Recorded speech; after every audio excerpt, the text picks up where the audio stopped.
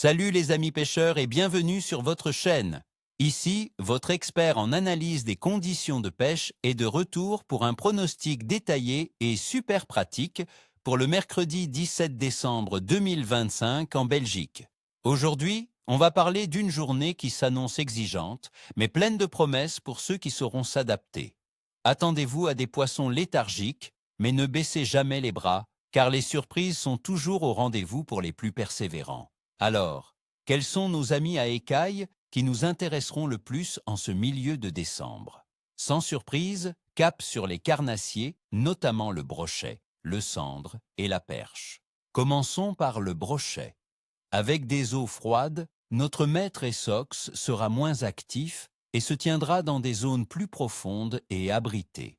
Pensez aux cassures, aux fosses, aux zones encombrées comme les bois morts immergés ou les herbiers denses au fond.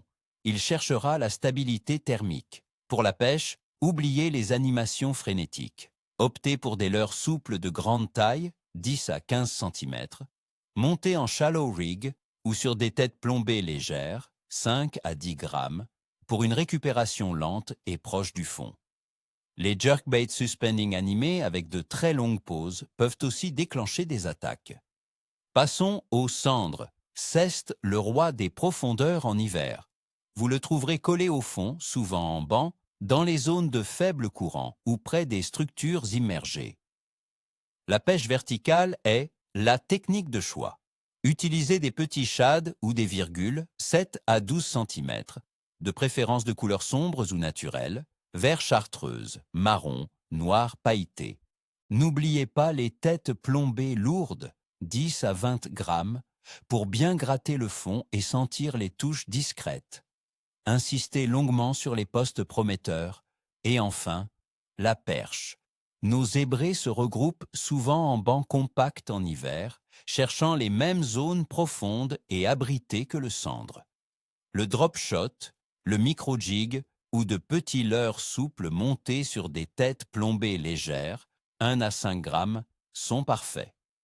Cherchez les dénivelés, les pieds de pont, les quais et les amas rocheux. N'hésitez pas à pêcher très lentement et à laisser la ligne immobile pendant de longues secondes. Un petit ver de terre ou un morceau de crevette sur un hameçon fin peut faire des merveilles. Maintenant, le pourquoi du comment, mes amis. Analysons les conditions du 17 décembre 2025. Côté météo, en Belgique, nous aurons une journée plutôt grise avec un ciel couvert et une faible probabilité de pluie légère, environ 20% en journée et 10% en soirée. Les températures seront douces pour la saison, oscillant entre 8 et 9 degrés Celsius en journée et descendant à 7 degrés Celsius la nuit. Le vent sera léger, ce qui est une bonne nouvelle pour la sensation de froid. La pression atmosphérique devrait rester relativement stable, sans variation brutale qui stresse habituellement le poisson. La température de l'eau en mer du Nord se situera autour de 10 à 11 degrés Celsius. Dans nos lacs et rivières, elle sera probablement entre 8 et 10 degrés Celsius en surface, et comme vous le savez, plus l'eau est froide, plus le métabolisme des poissons ralentit. Ils sont en mode économie d'énergie, ne courent plus après la nourriture et se regroupent. Cherchez les zones où l'eau est un tout petit peu plus chaude, comme les endroits plus profonds ou les refuges. Et la phase de la Lune? Ce 17 décembre, nous serons en phase de dernier croissant, avec seulement 6% de sa surface illuminée. Traditionnellement, les pêcheurs considèrent de cette phase comme moins favorable à une forte activité des poissons, car leur activité nocturne est réduite. Mais comme je le dis souvent, les conditions stables de pression et de vent peuvent compenser cette influence lunaire. En résumé, l'activité générale de la pêche sera jugée capricieuse à moyenne. La combinaison d'eau froide, d'un métabolisme lent et d'une phase lunaire traditionnellement moins active rendra la pêche technique.